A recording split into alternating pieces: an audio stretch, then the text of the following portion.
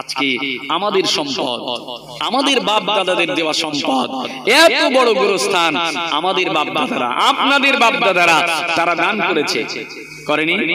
এটাও তাদের নিজেদের কবজায় আনার চেষ্টা করছে। আজকে ভারতবর্ষের মুসলমানরাও চিন্তিত না?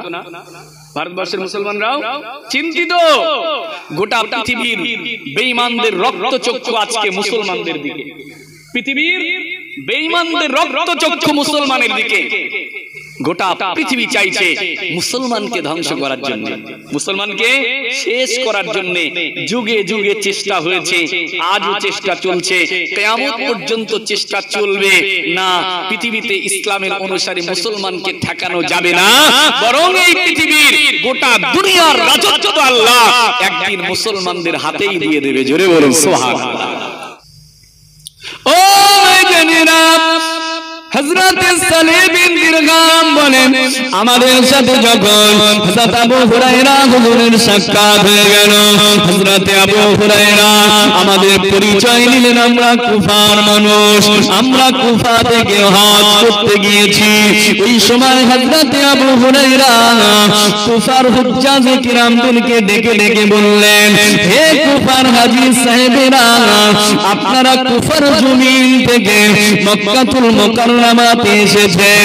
হে কুফার হাজীরা বলেন আলা যামবিকুম কনিয়াতুন উবুল্লাহ, তোমাদের ওই কুফার জমিনে তোমাদের কাছাকাছি কি উবুল্লাহ বলে একটা জনপদ আছে, উবুল্লাহ বলে কি একটা গ্রাম আছে।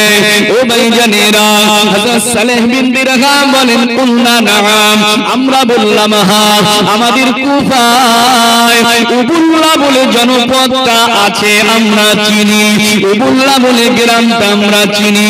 ওই সময় আবু হুরায়রা সালেহ বিন দিরগাম বলেন, আমাদেরকে ডেকে ডেকে বললেন, হে কুফার হাজী সাহেবেরা, আপনাদের ওই কুফার জমিনে উবুল্লাহ জনপদে একটা মসজিদ আছে, মসজিদের নাম হলো মসজিদে আশআর। নাম মনে রাখবেন, কি মসজিদ? মসজিদে আশআর, মসজিদে আশআর। হে কুফার মানুষেরা, তোমরা কি ওই মসজিদে আশআরটাকে চেনো? আমরা মসজিদে আশআরকে চিনি। হযরত আবু হুরায়রা বলেন, তাহলে ওই মসজিদে আশআর, ওই মসজিদে আশআর জীবনে একবার আমার 2 রাকাত অথবা 4 রাকাত নামাজ পড়ার বড় শখ ছিল, কারণ ওই মসজিদটা বড় সম্মানিত। কাল কিয়ামতের ময়দানে আমার আল্লাহ পাক ওই মসজিদে আশআর থেকে কিছু শাহাদাকে উঠাবে, কিছু শহীদ বান্দাকে উঠাবে, যে শহীদদের মর্যাদা আমার আল্লাহ কিয়ামতের ময়দানে বদরের শহীদদের মর্যাদা দিয়ে দেবে। ও কুফার হাজী সাহেবরা, তাই আমি আবু হুরায়রা, আমার জীবনের বড় আশা ছিল ওই মসজিদে আশআরে গিয়ে 2 রাকাত অথবা 4 রাকাত নামাজ পড়ব, কিন্তু আমার জীবনে তা সম্ভব হলো না, আমি নামাজ পড়তে পারলাম না। ও কুফার হাজীরা বলেন আলা জামাইয়াদ মাল্লি মিনকুম আইউসাল্লি ফি মসজিদিল আশআরি রাকাতাইন আও আরবা। হে কুফার হাজীরা, বলেন তো দেখি আপনাদের মধ্য থেকে কেমন আছে একজন ব্যক্তি যদি হন, আমি আবু হুরায়রা আমার পক্ষ থেকে ওই মসজিদে আশআরে 2 রাকাত অথবা 4 রাকাত নামাজ আদা করে দেবে। কে বলছে কথাটা? কে? আমার হাদিস বুঝতে পারেননি? হযরত আবু হুরায়রা হুজুর বলছে, আমার পক্ষ থেকে কি আছো যে ওই মসজিদে আশআরে 2 রাকাত অথবা 4 রাকাত নামাজ আদায় করে দেবে? খুব ভালো করে বুঝবেন। ও জানেনা, শুধু তাই নয়, হযরত আবু হুরায়রা বললেন, তোমরা 2 রাকাত অথবা 4 রাকাত নামাজ পড়ে নামাজের নিয়তে অথবা শেষে এই কথা বলবে, ইউকালু হাযিহি লি আবু হুরায়রা, ও আল্লাহ পাক আমি যে নামাজটা আদা করলাম, আমি যে নামাজটা পড়লাম, এই নামাজের সওয়াব আল্লাহর রাসূলের সাহাবী হযরতে আবু হুরায়রার জন্য। আর একবার জোরে বলেন। তাহলে আবু হুরায়রা জীবিত সাহাবী, তাই তো? জীবিত সাহাবী। তিনি বলছেন মসজিদে আসারে গিয়ে 2 রাকাত অথবা 4 রাকাত নামাজ পড়ে আর নিয়াতে অথবা শেষে গিয়ে এই কথা বলবে, আল্লাহ এই নামাজের সওয়াবটা আল্লাহ রাসূলের সাহাবী হযরত আবু হুরায়রার জন্য। জোরে বলুন সুবহানাল্লাহ। তাহলে আবু হুরায়রা তিনি কি বেদাতি ছিলেন? তিনি বেদাতি ছিলেন না, আল্লাহ রাসূলের সাহাবী ছিলেন। তিনি অন্যজনকে নামাজ পড়ে নিজের আমল নামায় দেওয়ার জন্য আল্লাহর কাছে দোয়া চাইতে বলছে। অতএব এটা থেকে একেবারে স্পষ্ট আহলে সুন্নাত ওয়াল জামাতের এটাই আকীদা যে কোন মানুষ নফল ইবাদত করে, কোরআন তেলাওয়াত করে, জিকির ফিকির করে, দরুদ শরীফ পড়ে যদি জীবিত অথবা মৃত জারি রুহে সবরে সানি করবে, এই সওয়াবটা তার আমল নামাতে আল্লাহ দান করে দেবে। জোরে বলুন সুবহানাল্লাহ। তাহলে আমরা দোয়া চাইবো আমাদের জন্য, দোয়া চাইবো কবরবাসীদের জন্য, ইবাদত করব আমরা। আর কিছু কিছু ইবাদত আমরা আমাদের পূর্বপুরুষ বাপ দাদারা যারা কবরে চলে গেছে তাদের রূহেও আমরা মাগফিরাত করব। সাথে মাঝে মাঝে মাঝে মাঝে শুধু বাড়ি নয়, পাশে এত বড় গোরস্থান, জুমার নামাজটা আদা করে একটু মনটা নরম করে গোরস্থানের পাশে নিজের আত্মীয় পিতামাতা যারা চলে গেছে আপনজনেরা তাদের কবরের পাশে দাঁড়িয়ে একটু আল্লাহর কাছে মোনাজাত করবেন, একটু কবর জিয়ারত করবেন। কবর জিয়ারত ভালো না খারাপ? কবর জিয়ারত ভালো না? কবর জিয়ারত করলে পড়ে আল্লাহর আযাবের কথা মনে পড়ে, কবরের শাস্তির কথা মনে পড়ে, কবরের কথা স্মরণ হয়। আল্লাহ নবী বললেন, ওয়া মাসামানা যুরুল কবরা ফাইন্নাহু তুযাক্কিরুল মাউত। তোমরা বেশি বেশি বেশি বেশি কবর জিয়ারত করো, কবরের পাশে দাঁড়িয়ে কবর জিয়ারত করো। নিজেরা আপনজনেরা, আব্বা চলে গেছে, মা চলে গেছে, সন্তান সন্ততি চলে গেছে, বিবি চলে গেছে, ভাই চলে গেছে, বোন চলে গেছে, তাদের কবরের পাশে দাঁড়িয়ে দাঁড়িয়ে কবরটা জিয়ারত করো। যদি কবর জিয়ারত করো সবচেয়ে বড় উপকার আমার নবী জানিয়ে দেন, ফাইন্নাহু তুযাক্কিরুল মাউত। যদি তোমরা কবর জিয়ারত করো, কবর জিয়ারতের খাতিরে তোমাদের নিজেদের কবরের কথাটা স্মরণ হয়ে যাবে। ও ভাইজানেরা, হাদিস সাক্ষী দিয়েছে হযরত ওসমান গনি, আল্লাহ নবীর জলিলুল কদর সাহাবী, ইসলাম জগতের তৃতীয় খলিফা, ইসলাম জগতের তৃতীয় খলিফা, আল্লাহর বড় মনোনীত বান্দা, আল্লাহর বড় আশিক বান্দা, আমার নবীর বড় মুহাব্বতের সাহাবী হযরত ওসমান গনি রাদিয়াল্লাহু তাআলা আনহু মাঝে মাঝে মাঝে মাঝে কবরের কাছে দাঁড়িয়ে দাঁড়িয়ে জিয়ারত করতেন, কবরের পাশে দাঁড়িয়ে দাঁড়িয়ে কবর জিয়ারত করতেন। যখনই কবর জিয়ারত করতেন, হাদিস সাক্ষী দিয়েছে হযরত ওসমান হুজুরের চোখ বেয়ে পানির ফোঁটা গড়িয়ে গড়িয়ে দাড়িটা ভিজে আল্লাহর জমিনে পড়ে যেতেন। হযরতে ওসমান গনিকে জিজ্ঞেস করা হলো, ওসমান গনি ও নবীর সাহাবী, আপনার সামনে জান্নাতের কথা আলোচনা হয়, জাহান্নামের কথা আলোচনা হয়, আপনি তো তখন কাঁদেন না। জান্নাতের কথা শুনে, জাহান্নামের কথা শুনে এত রোনা জানি তো আপনি করেন না। হযরত ওসমান গনিকে বললেন, ও ওসমান, তবে আপনি কবরের পাশে দাঁড়িয়ে কেন এত কান্নাকাটি করেন? হযরত ওসমান হুজুর বলেছিলেন, ও নবী পাকের সাহাবীরা, কবরের পাশে দাঁড়িয়ে এত কান্নার পিছনে কারণ আছে। ও নবীর সাহাবীরা, ইন্নাল কবরা আউয়ালু মানজিলিন মিন মানাজিলিল আখিরাহ, এই কবরটা হলো আখিরাতের মঞ্জিলগুলোর ভিতরে প্রথম মঞ্জিল।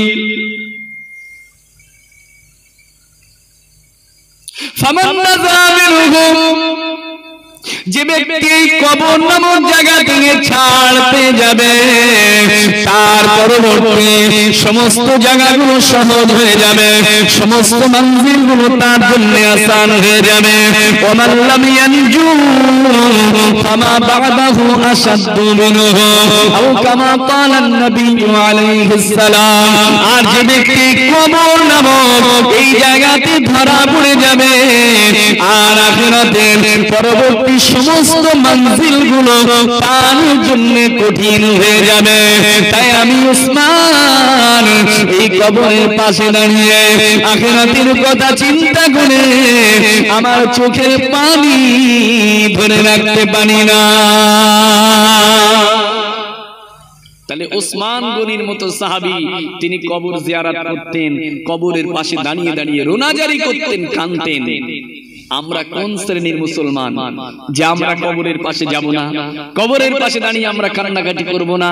আফসোস এই মুসলমান যখন পাড়া প্রতিবেশী মারা যায়, যে কবরের পাশে দাঁড়িয়ে ওসমান হুজুর চোখের পানি ধরে রাখতে পারতেন না, এই মুসলমান কবরের পাশে গিয়ে কি করে? হাসাহাসি করে না? কবরের পাশে গিয়ে হাসি ঠাট্টা করে, যেন কি একটা হচ্ছে। আরে কবরের কথা চিন্তা করেন, বাপ দাদারা চলে গেছে, নিজের কবরের চিন্তা করে কবরের পাশে গিয়ে জিয়ারত করবেন, আপনারও উপকার হবে, কবরবাসীরও উপকার হবে। আজকে এই মাহফিল যেন আল্লাহ কবুল করে, এই মাহফিলের ওসিলায় যেন আল্লাহ আমাদের আত্মীয় স্বজন পূর্বপুরুষরা যারা এই গোরস্থানে শুয়ে আছে, আল্লাহ তাদের সকল জীবনের গুনাহকে মাফ করে দেন। বলুন আল্লাহুম্মা আমিন। প্রিয় ভাইরা, আর দেরি নয়, আমি কোরআন মাজিদ থেকে যে আয়াতে কারিমা তেলাওয়াত করেছি, সরাসরি আমি কোরআন মাজিদের আয়াতের দিকে ঢুকবো। কোরআন মাজিদ সূরাতুল বাকারা 83 নম্বর আয়াত। তার আগে একবার মুহাব্বতে দুরূদ শরীফ আল্লাহুম্মা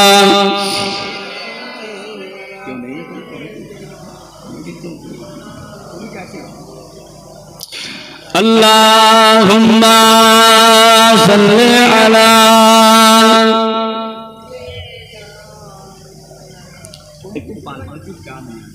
ঠিক আছে,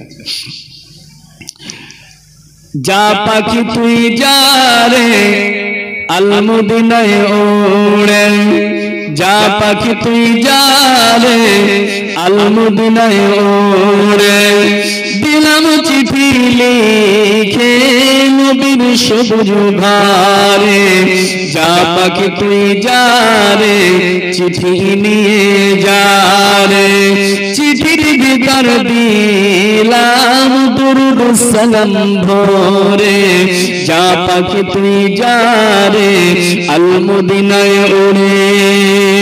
আল্লাহুম্মা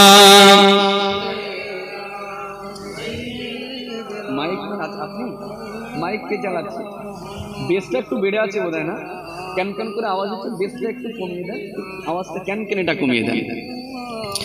আল্লাহুম্মা সাল্লি আলা, হ্যাঁ একটু গাম্ভীর্যতা নিয়ে আসেন, বেসটা কমিয়ে দিই। ওয়া আলা আলি সাইয়্যিদিনা, আমার ভাইজানেরা আর দেরি নয়, আসুন কোরআন মাজিদ সূরাতুল বাকারা 83 নম্বর আয়াত, এই একটি আয়াতকে সামনে নিয়ে আপনাদের কাছে খুব সংক্ষেপে দুটি কথা আলোচনা করে আজকের আমি বিদায় নেব। আসুন কোরআন মাজিদ সূরাতুল বাকারা আয়াত কত বলেছি? 83 নম্বর। মনে রাখবেন, আপনারা গত বছরে আমার মাহফিল শুনেছেন, যারা ছিলেন তারা জানতে পারবেন। আমি খুব কেটে কেটে ছোট ছোট করে আপনাদের কাছে দুটো কথা তুলবো। আসুন সূরাতুল বাকারার 83 নম্বর আয়াতে, আমার মনে আছে গত বছরে আমি সূরা লোকমানের 34 নম্বর আয়াত থেকে আলোচনা করেছিলাম। কমপ্লিট হয়নি, 5টি বিষয়ের একটি বিষয় আলোচনা করেছিলাম।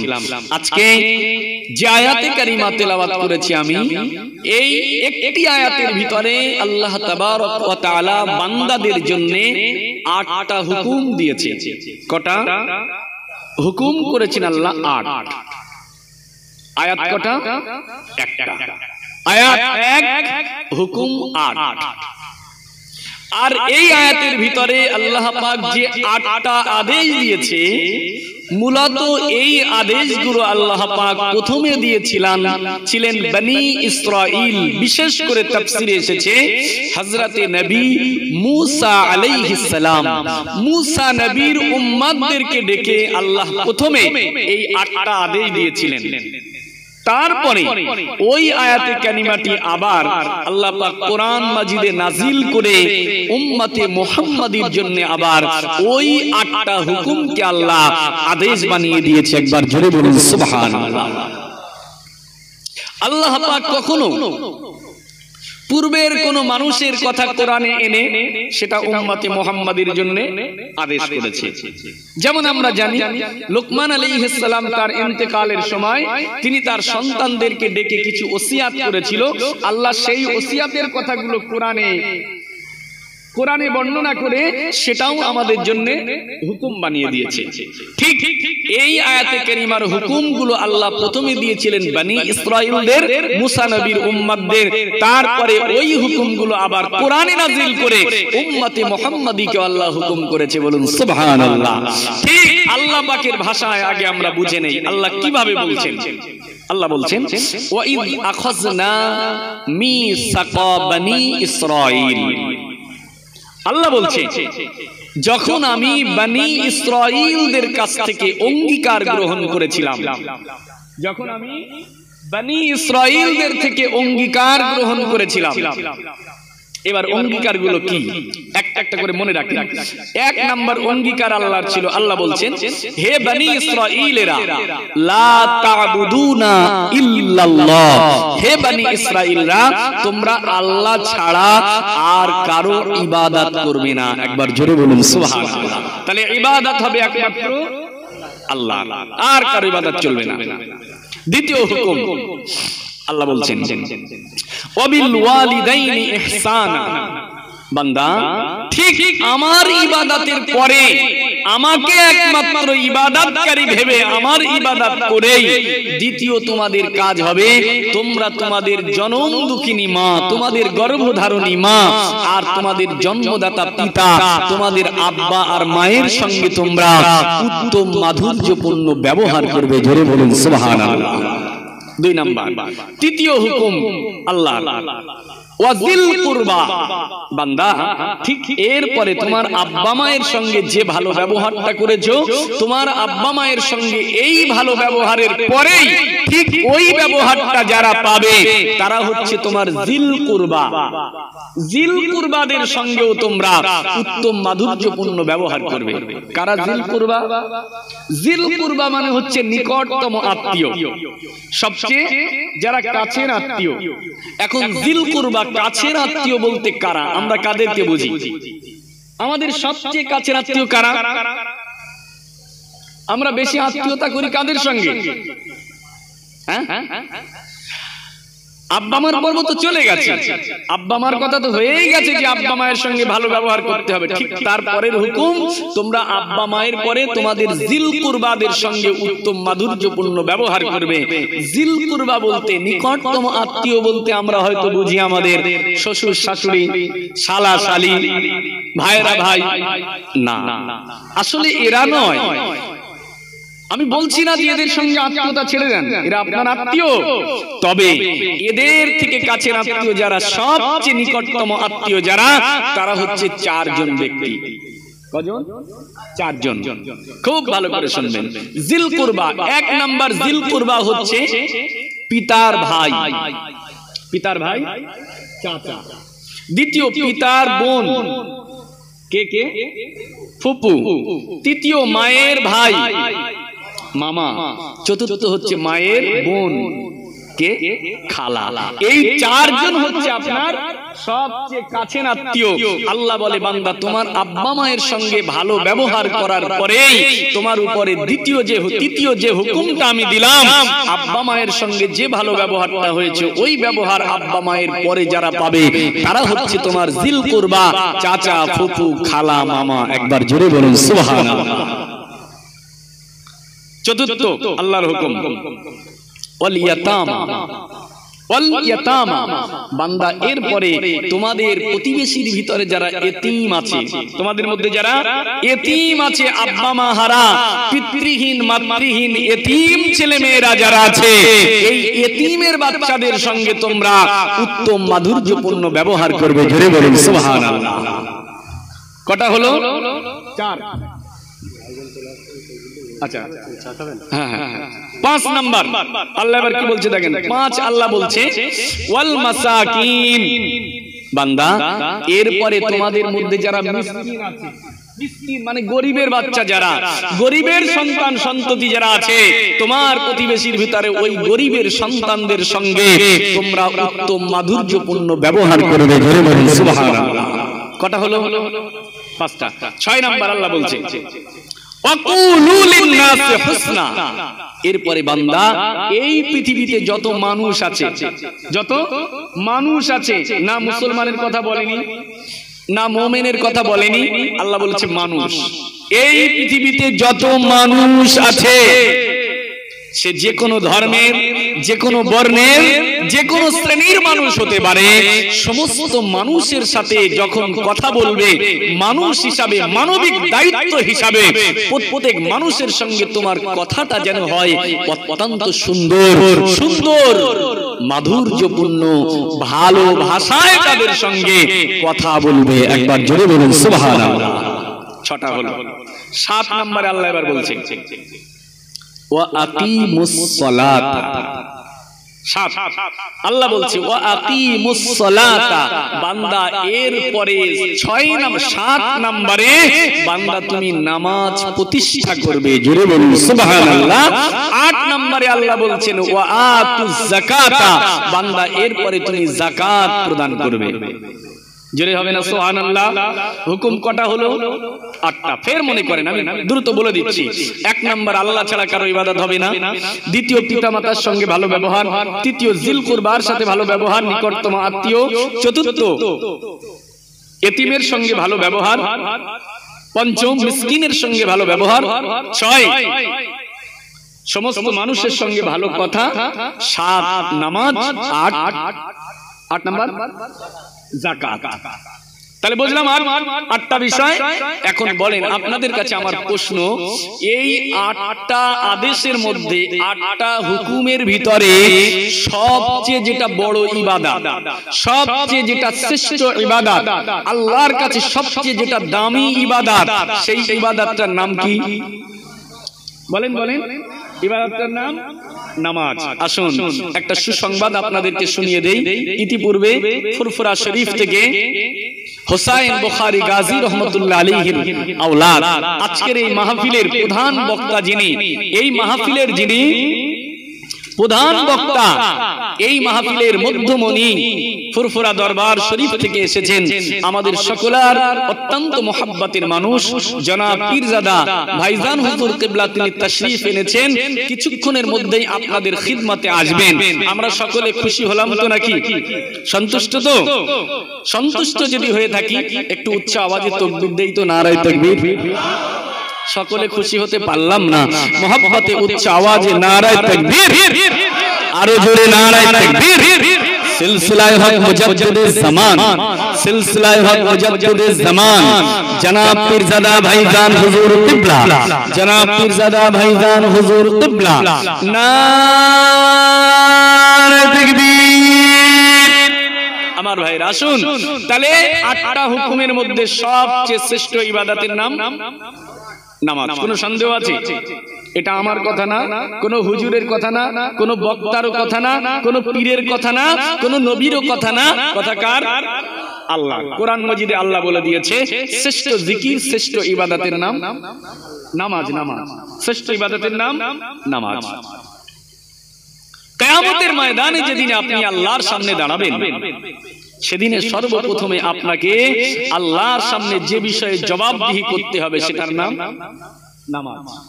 একটা মানুষ কাফের, সে এই মাত্র মুসলমান হয়েছে, ঈমান আনার পরে ওই ব্যক্তির উপরে শরীয়তের সব হুকুমের মধ্যে প্রথম যে হুকুমটা তার উপরে কার্যকর হয় তার নাম নামাজ। নবী আমার যখন ইন্তেকাল করছেন, হুজুরের ওয়াফাতের আগে আল্লাহ রাসূলের, আল্লাহর হাবিবের মুখে দুটো কথা ছিল। রাসূলুল্লাহ বলছিলেন, হে আমার সাহাবারা, উম্মতেরা, আসসালা আসসালা ওয়া মা মালাকাত আইমানুকুম, হে আমার উম্মতেরা, তোমাদের জন্য নামাজ, নামাজ, তোমরা নামাজ পড়বে। আর তোমাদের অধীনস্থ যারা আছে, তোমাদের দাস দাসী, চাকর চাকরানী, তোমাদের অধীনস্থ, তোমাদের আন্ডারে যারা আছে, তাদের ব্যাপারে তোমরা সাবধান থাকবে, তাদের হকটাকে তোমরা আদায় করবে। জোরে বলুন সুবহানাল্লাহ। তাহলে রাসূলের মুখে শেষ বাণীও ছিল নামাজ। শ্রেষ্ঠ জিকির নামাজ। কোরআন সাক্ষী আমার আল্লাহ পাক জানিয়ে দেন, বান্দা, ইন্নাস সালাতা তানহা আনিল ফাহশাই ওয়াল মুনকার ওয়া লাযিকরুল্লাহিল আকবার।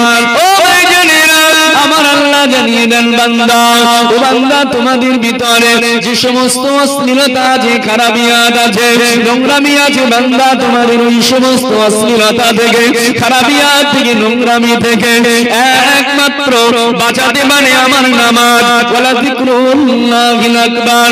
আর বান্দা, আমি আল্লাহ পাক তোমাদের জন্য যত জিকির দিয়েছি, যত ইবাদত দিয়েছি, বান্দা, সমস্ত জিকিরের ভিতরে, সমস্ত ইবাদতের ভিতরে সবচেয়ে বড় ইবাদত, সবচেয়ে বড় জিকির যেটি, সেটি হলো নামাজ। এবং সুবহানাল্লাহ, শ্রেষ্ঠ ইবাদত নামাজ। কিয়ামতের ময়দানে আল্লাহর সামনে যেদিনে আপনি দাঁড়াবেন, সেদিনে আপনার প্রথম প্রশ্ন হবে, বান্দা, তুমি কি নামাজ পড়েছিলে? এটা হবে আপনার জন্য লাইসেন্স সনদ। এটা যেন পার পাওয়া যাবে না, পার পাওয়া যাবে না। ও ভাইজানেরা, আল্লাহ নবীর মুখে সর্বশেষ যে বাণী ছিল, উম্মতেরা, নামাজ, নামাজ, নামাজ, নামাজ, তোমরা নামাজ পড়বে।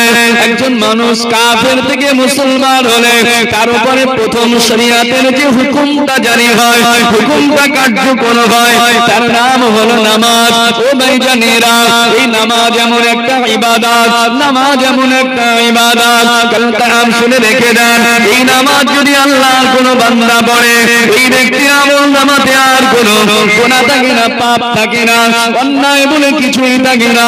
হাদিস সাক্ষী দিয়েছে, সহিহ বুখারীর হাদিস, সহিহ বুখারী। আল্লাহ নবী সাহাবায়ে কেরামকে ডাক দিয়ে, ও আমার সাহাবারা, ও আমার সাহাবারা, বলেন তো দেখি, লাউ আন্না নাহরাম বিবাবি আহাদিকুম ফায়াগতাসিলু ফীহি কুল্লা ইয়াউমিন 5 মাররাত হাল ইয়াবকা মিন দারানিহি শাই? ক্বালু লা ইয়াবকা মিন দারানিহি শাই।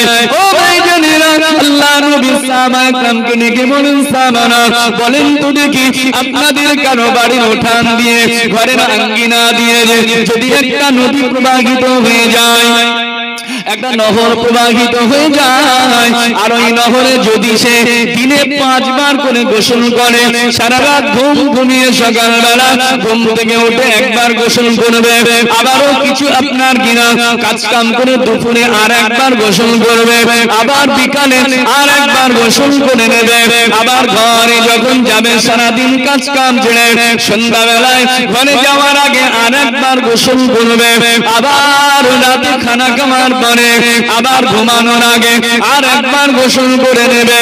ও বাবা সাহাবানা, বলেন তো দেখি, আল্লাহর কোন বান্দা যদি দিনে এইভাবে 5 ওয়াক্ত নামাজ 5 বার গোসল করে, এই ব্যক্তির শরীরে কি আর কোন ধুলাবালি, ময়লা বলে কিছুই থাকতে পারে?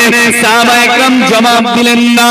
ক্বালু লা ইয়াবকা মিন দারানিহি শাই। ইয়া রাসূলুল্লাহ, ইয়া হাবিবাল্লাহ, না না না না না, যদি 5 বার করে ধারাবাহিক ভাবে আল্লাহর কোন বান্দা গোসল করে, ওই ব্যক্তির শরীরে আর কোন ধুলাবালি, ময়লা বলে কিছুই থাকতে পারে না। ও ভাইজানেরা, আল্লাহ নবী বললেন, বাবা সাহাবারা, এটাই হলো 5 ওয়াক্ত নামাজের উদাহরণ।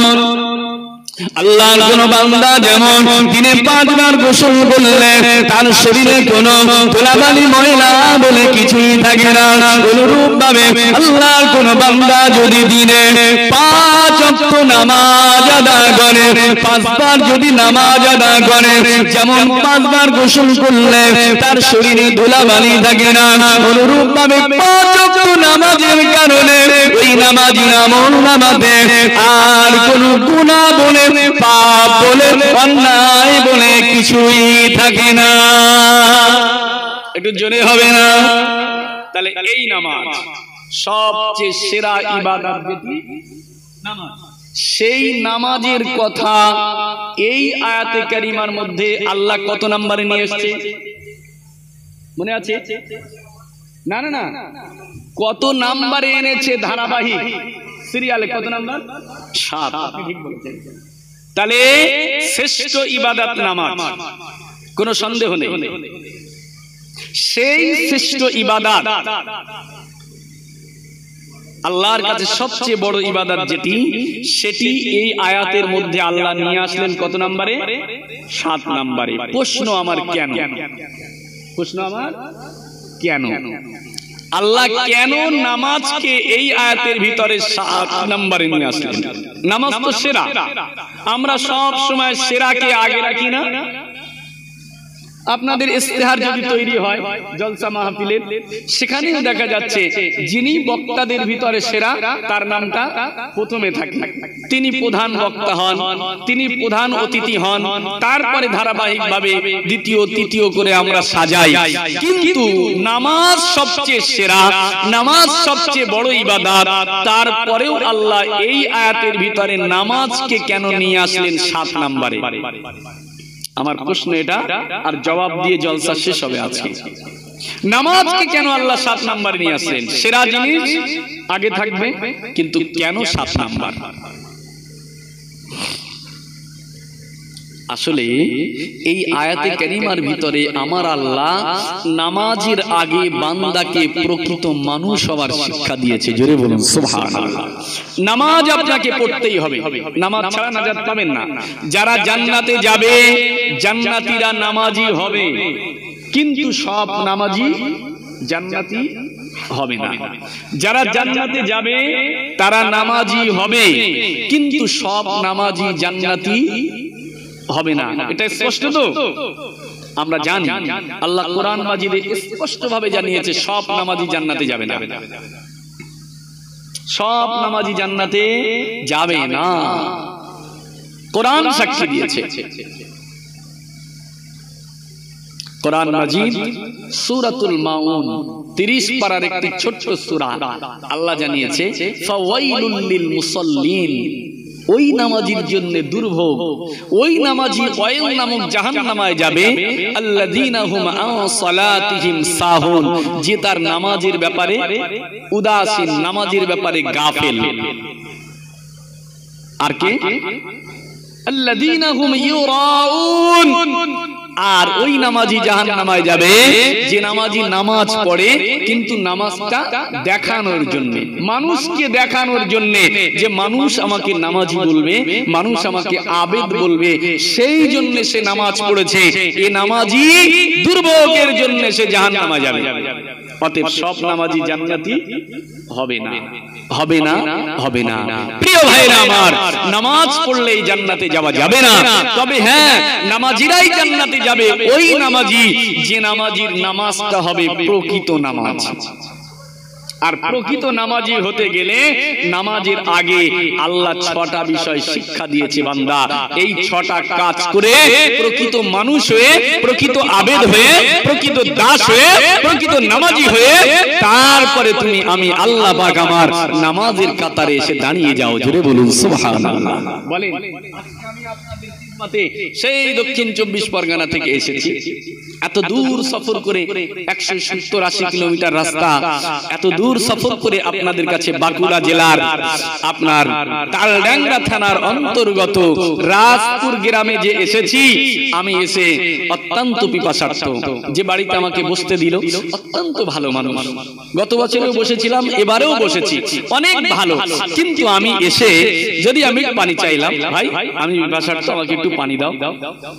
এখন তিনি খুঁজে খুঁজে তার বাড়ি থেকে সবচেয়ে যেটা খারাপ পাত্র, যেটা সবচেয়ে নোংরা পাত্র, যাতে জং ধরে গেছে, মরিচা পড়ে গেছে, এই রকম একটা পাত্রতে কিছু পানি এনে আমাকে পানিটা পান করতে দিয়েছে। আমি তো পিপাসার্থ, আমি পিপাসায় আছি, কিন্তু ওই নোংরা পাত্রে যদি আমাকে পানি পান করতে দেয়, আমি ওই পানিটা কি সাদরে গ্রহণ করব?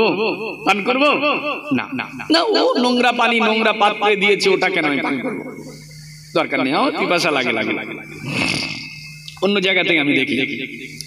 তো মনে রাখবেন, যিনি নামাজ পড়বে নামাজির পাত্রটা ভালো হতে হবে। যিনি নামাজ পড়বেন, যিনি ইবাদত করবেন, ব্যক্তিটাকে আগে ঠিক হতে হবে, ব্যক্তিটাকে প্রকৃত মানুষ হতে হবে, একজন স্বচ্ছ পরিচ্ছন্ন পরিমার্জিত একটা মানুষ, মানুষের মতো মানুষ হতে হবে। তারপরে ওই নামাজ তাকে জান্নাতে নিয়ে যাবে। কারণ মানুষ যদি অমানুষ হয়ে যায়, মানুষ যদি চতুষ্পদ জন্তুর মতো হয়ে যায়, তাহলে না, আমি প্রকৃত নামাজি নয়, আমার নামাজ, আমি প্রকৃত মানুষ নই, ওটা আমাকে জান্নাতে নিয়ে যেতে পারবে না, সম্ভব নয়। আমার আল্লাহ বাকি আয়াতে বান্দাকে নামাজের আগে 6টা কাজ শিক্ষা দিয়ে মানুষকে আগে মানুষ হতে বলল, বান্দাকে প্রকৃত মানুষ হতে বললেন। ও ভাইজানেরা, আমার আল্লাহ জানিয়ে দেন, বান্দা তুমি নামাজ পড়বে, তুমি মসজিদে গিয়ে নামাজ পড়বে, অথচ নামাজের পরে আবার বাইরে এসে আল্লাহর সাথে শিরক করবে। না না না না বান্দা, তুমি প্রকৃত নামাজি নও, তুমি প্রকৃত নামাজি হতে পারলে না। ও বান্দা, যাও যাও, আগে তুমি শিরকটা ছাড়ো, আমি আল্লাহ আমার সাথে শিরক করা বন্ধ করো, শিরকটাকে ছেড়ে তারপরে তুমি আমি আল্লাহ পাক আমার নামাজের কাতারে এসে দাঁড়িয়ে যাও। জোরে বলুন সুবহানাল্লাহ। ও বান্দা, তুমি নামাজ পড়বে, অথচ নামাজের পরে নামাজ ছেড়ে এসে তোমার জনম দুঃখিনী মা, তোমার জগন্মদারিণী মা, তোমার জন্মদাতা পিতা আব্বা মায়ের সাথে দুর্ব্যবহার করবে, তাদের সঙ্গে চোখ রাঙিয়ে কথা বলবে, তাদের সঙ্গে চোখ গরম করে রক্ত চক্ষু নিয়ে কথা বলবে। না না না না বান্দা, তুমি প্রকৃত নামাজি হতে পারলে না। ও বান্দা, যাও যাও, আগে তুমি তোমার আব্বা মায়ের সাথে ভালো ব্যবহার করো, তাদেরকে খুশি করো, তাদেরকে সন্তুষ্ট করো বান্দা, তাদেরকে খুশি করে সন্তুষ্ট করে তারপরে তুমি আমি আল্লাহ পাক আমার নামাজের কাতারে এসে দাঁড়িয়ে যাও। ও বান্দা, তুমি নামাজ পড়বে, অথচ তুমি তোমার দিল কুরবা, তোমার নিকটতম আত্মীয়, তোমার চাচা ফুফু খালা মামাদের সাথে দুর্ব্যবহার করবে। না না না না বান্দা, প্রকৃত নামাজি হতে পারলে না, প্রকৃত নামাজি হতে পারলে না, প্রকৃত মানুষ হতে পারলে না। ও বান্দা, যাও যাও, আগে তুমি তোমার চাচা ফুফু খালা মামা দিল কুরবাদের সাথে ভালো ব্যবহার করো, তাদেরকে সন্তুষ্ট করো, তাদেরকে খুশি করো বান্দা, তারপরে তুমি আমি আল্লাহ পাক আমার নামাজের কাতারে এসে দাঁড়িয়ে যাও। ও বান্দা, তুমি নামাজ পড়বে, তুমি নামাজ পড়বে, অথচ তোমার প্রতিবেশীর ভিতরে এতিম ছেলে মেয়েটা থাকবে, এতিমের বাচ্চারা থাকবে, তুমি নিজে ভালো খাও, নিজে ভালো পড়ো, অথচ তোমার প্রতিবেশীর এতিম ছেলে মেয়েটা তার দুবেলা দুমুঠো খাওয়া হয় কিনা, শীতের একটা পোশাক জুটে কিনা, ও বান্দা তুমি একবারও দেখলে না, তার কথা স্মরণ করলে না, নিজে ভালো খাও, নিজে ভালো পড়ো, তার কথা স্মরণ করলে না। না না না না বান্দা, তুমি প্রকৃত নামাজি হতে পারলে না। ও বান্দা, যাও যাও বান্দা, আগে তুমি তোমার প্রতিবেশীর এতিম ছেলে মেয়েদের সঙ্গে ভালো ব্যবহার করে তাদের দুঃখ দুর্দশায় পাশে দাঁড়িয়ে তাদেরকে খুশি করে সন্তুষ্ট করে বান্দা, তারপরে তুমি আমি আল্লাহ পাক আমার নামাজের কাতারে এসে দাঁড়িয়ে যাও। ও বান্দা, তুমি নামাজ পড়বে, অথচ তুমি তোমার প্রতিবেশীর গরিব ছেলে মেয়েরা, মিসকিন ছেলে মেয়েরা, তাদের দিকে খেয়াল করবে না, নিজে ভালো খাবে, নিজে ভালো পড়বে, তাদের দিকে তোমার নজর থাকবে না। না না বান্দা, তুমি নিজে ভালো খাও, নিজে ভালো পড়ো, সাথে সাথে ওই গরিবের বাচ্চাটা, এতিম আপনার মিসকিনের বাচ্চারা, তাদের হকটা আদায় করো, তাদেরকে খুশি করো, তাদেরকে সন্তুষ্ট করে বান্দা, তারপরে তুমি আমি আল্লাহ আল্লাহ পাক আমার নামাজের কাতারে এসে দাঁড়িয়ে যাও। ও বান্দা, তুমি নামাজ পড়বে অথচ তুমি ভালো হতে পারো না, তোমার মুখের ভাষা ভালো নয়, তোমার কথাতে মানুষ দুঃখ পায়, তোমার কথাতে মানুষ কষ্ট পায়। না না বান্দা, তুমি তোমার মুখটাকে ভালো করো, তোমার মুখের ভাষাটাকে ভালো করো, তোমার সুন্দর কথা দিয়ে মানুষকে সন্তুষ্ট করো। আমার বান্দাদের সাথে যখন তুমি কথা বলবে, সমস্ত মানুষের সাথে যখন কথা হবে, তোমার মুখের ভাষাটা যেন খুব সুন্দর হয়, অত্যন্ত মিষ্টি মধুর ভাষায় আমার বান্দাদের সঙ্গে কথা বলে তারপরে তুমি আমি আল্লাহ পাক আমার নামাজের কাতারে এসে দাঁড়িয়ে যাও। জোরে বলুন সুবহানাল্লাহ। আমার আল্লাহ নামাজের আগে 6টা কাজ দিয়ে বান্দা, তুমি এই 6টা কাজ করে একটা ভালো মানুষ হও, তোমার ভিতরটাকে ভালো করো, একজন স্বচ্ছ পরিচ্ছন্ন পরিমার্জিত একটা মানুষে পরিণত হয়ে বান্দা, তারপরে তুমি আমার নামাজে দাঁড়াও। তোমার ওই নামাজ কিয়ামতের ময়দানে টেনে টেনে টেনে টেনে নিয়ে আমি আল্লাহ আমার দয়ার জান্নাত পর্যন্ত পৌঁছে দেবে। তাহলে নামাজ আমাকে আপনাকে পড়তে হবে। নামাজের আগে আল্লাহ শিক্ষা দিয়েছে, মানুষ হওয়ার শিক্ষা দিয়েছে। এই পৃথিবীতে, এই দুনিয়াতে ইসলাম গোটা দুনিয়াতে আজকে ইসলামের অনুসারী মুসলমানের সংখ্যা কতটা জানেন? আজকে আপনি গুগলে গিয়ে সার্চ করেন বর্তমান পৃথিবীতে মুসলমান কত, ওখানে 200 কোটির হিসাবে পার হয়ে গেছে। এখন গিয়ে দেখেন, ওখানে লেখা দেখাবে বর্তমান পৃথিবীতে মুসলমানের সংখ্যা 2.0.25 বিলিয়ন। অর্থাৎ বর্তমান পৃথিবীতে মুসলমানের সংখ্যা কিছু আপনার বর্তমান পৃথিবীতে মুসলমানের সংখ্যা 225 কোটি। 225 কোটি, 1 কোটি, 2 কোটি, 3 কোটি, 4 কোটি, 5 কোটি করে 100 কোটি, 200 কোটি, 225 কোটি পৃথিবীতে মুসলমান। 1500 বছর আগে রহমাতুল্লিল আলামিন 23 বছর দিনের দাওয়াত দিয়ে তার ফলশ্রুতিতে আজকে পৃথিবীর জমিনে মুসলমানের সংখ্যা 225 কোটি। আর বেশি দিন নয়, খুব তাড়াতাড়ি এই পৃথিবীতে সবচেয়ে বৃহত্তর ধর্ম যেটা হবে সেটা ইসলাম ধর্ম। জোরে বলুন সুবহানাল্লাহ। এখন পৃথিবীতে দ্বিতীয় বৃহত্তর ধর্ম হচ্ছে ইসলাম। আন্তর্জাতিক হিসাব অনুযায়ী সবচেয়ে বেশি পৃথিবীতে খ্রিস্টান ধর্ম অবলম্বী, আর দ্বিতীয় হচ্ছে কারা? মুসলিম, ইসলাম ধর্ম অবলম্বী। তবে খুব তাড়াতাড়ি পৃথিবীর জমিনে ইসলামের অনুসারী মুসলমানের সংখ্যা হবে সবচেয়ে বেশি। জোরে বলুন সুবহানাল্লাহ। সবচেয়ে বেশি হবে। তবে জেনে রাখবেন, পৃথিবীটা কিন্তু আজকে তার নিজের মূল স্রোতের দিকে এগিয়ে যাচ্ছে। পৃথিবীটা মূল স্রোতের দিকে আগাচ্ছে।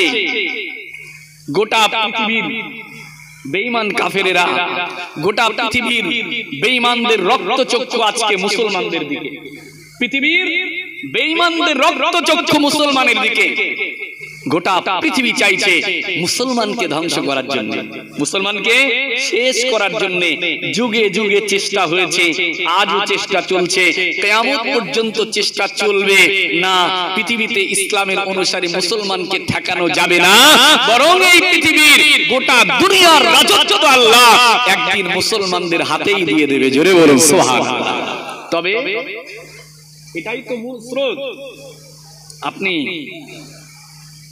কিতাবুল ফিতান যদি আপনি পড়েন, একেবারে দুনিয়ার শেষ পর্বে এসে এই পৃথিবীটায় মুসলমানেরা বড় কষ্টে পড়ে যাবে। মুসলমানরা কষ্টে পড়বে। আজকে ভারতবর্ষের মুসলমানরাও চিন্তিত না? ভারতবর্ষের মুসলমানরাও চিন্তিত।